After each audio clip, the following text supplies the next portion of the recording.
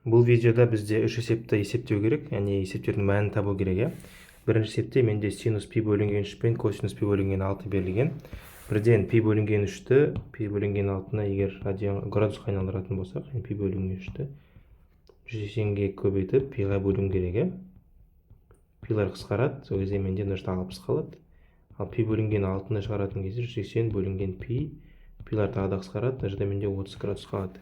Демек есептің шарты менде синус 60 қосылған косинус 30 болып өзгереді. Синус 60 дегеніміз бізде кесте бойынша түбір асты 3 бөлу 2. Ал косинус 30 дегеніміз менде дәл солай түбір асты 3 бөлінген 2.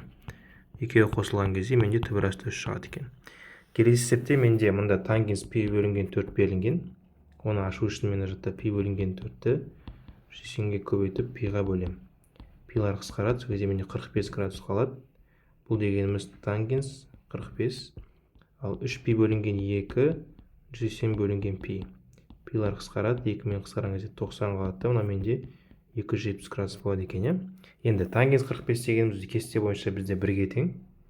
Мына жақта мен қазір синус 270 деп алайын. Мына менде біріншісі менде кесте бойынша 1-ге тең.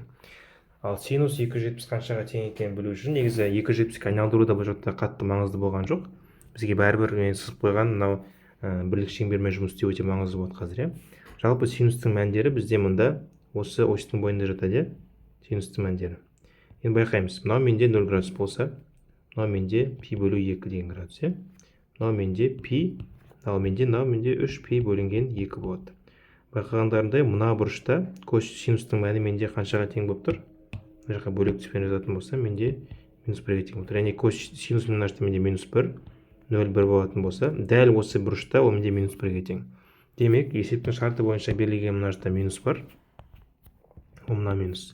Және синус 270-тің өзімен минус 1-ге ауыстыратын болсам, бұл менде 1 плюс 1 тең болады 2-ге. Келесі есепте менде тоже бірлік шеңбер керек болады, бірақ косинустың мәндері менде уже x осінің бойында жатады. Мына жерде жатады косинус.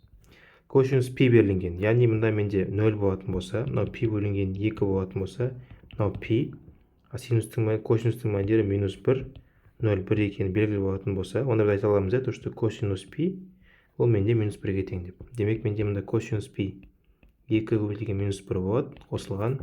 Ал пи бөлінген 2 дегеніміз ол менде градусқа айналдыратын болсам 180 бөлінген пи болады. Пилар қысқарады, мына жақта менде 90 градус қалады. Демек маған 3 көбейтілген синус 90. А синус 90 дегеніміз кесте бойынша менде 1-ге тең. Демек менде минус 2 қосылған 3 тең 1 деген сан шығады екен, жауап.